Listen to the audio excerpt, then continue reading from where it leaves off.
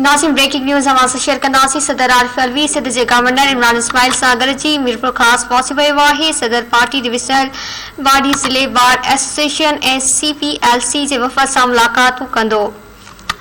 सदर आरिफ अलवी ऐं गवर्नर सिंध जे मीरपुर ख़ासि पहुचण ते DIG मीरपुर ख़ासि ज़ुल्फ़कार महर, कमिश्नर मीरपुर ख़ासि सईद एजाज़ शाह ऐं तहरीक इंसाफ़ जे मुख्य अॻवाननि इस्तक़बाल कयो। ख़बर अवां शेयर कई पिया। सदर आरिफ अलवी सिंध जे गवर्नर इमरान इस्माइल सां गॾिजी मीरपुर ख़ासि पहुची वियो आहे।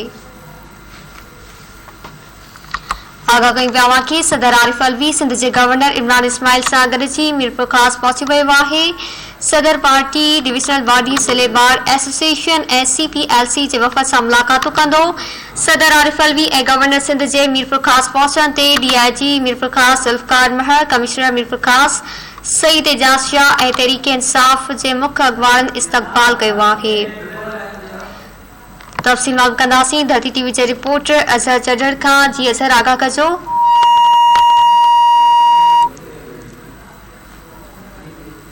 जी अज़हर, अपडेट कजो। नाज़रीन, कोशिश कंदासीं त अज़हर सां राब्तो बहाल थिए। अवां खे आगाह कई पिया सदर आरिफ अलवी सिंध जे गवर्नर इमरान इस्माइल सां गॾिजी मीरपुर ख़ासि पहुची वियो आहे। सदर पार्टी डिविजनल बॉडी ज़िले बार एसोसिएशन ऐं CPLC जे वफ़द सां मुलाक़ातूं कंदो। सदर आरिफ अलवी ऐं गवर्नर सिंध जे मीरपुर ख़ासि पहुचण ते DIG मीरपुर ख़ासि ज़ुल्फ़कार महर, कमिश्नर मीरपुर ख़ासि सईद एजाज़ शाह ऐं तहरीक इंसाफ़ जे मुख्य अॻवाननि इस्तक़बाल कयो आहे। एक भेरो ॿीहर अवां खे आगाह कंदासीं। सदर आरिफ अलवी सिंध जे गवर्नर इमरान इस्माइल सां गॾिजी मीरपुर ख़ासि पहुची वियो आहे। सदर पार्टी डिविजनल बॉडी ज़िले बार एसोसिएशन ऐं CPLC जे वफ़द सां मुलाक़ातूं कंदो। सदर आरिफ अलवी ऐं गवर्नर सिंध जे मीरपुर ख़ासि पहुचण ते DIG मीरपुर ख़ासि ज़ुल्फ़कार महर, कमिश्नर मीरपुर ख़ासि सईद एजाज़ शाह ऐं तहरीक इंसाफ़ जे मुख्य अॻवाननि इस्तक़बाल कयो आहे।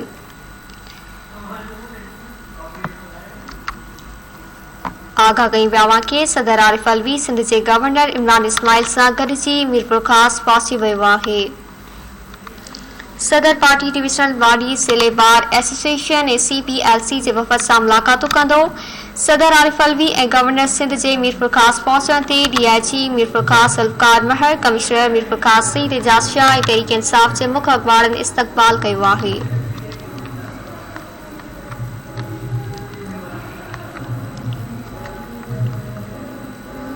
ब्रेकिंग न्यूज़ अवां सां शेयर कई पिया। सदर आरिफ अलवी सिंध जे गवर्नर इमरान इस्माइल सां गॾिजी मीरपुर ख़ासि पहुची वियो आहे।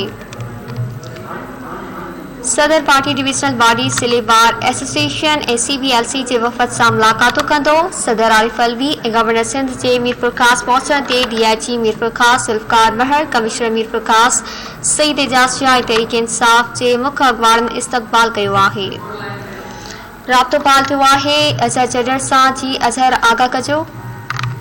जी बिल्कुल, तव्हांखे ॿुधाईंदो हलां त अॼु मीरपुर ख़ासि में सदर मुमलिकत आरिफ अलवी ऐं गवर्नर सिंध इमरान इस्माइल हवाई उॾाम ज़रिए मीरपुर ख़ासि पहुची विया आहिनि।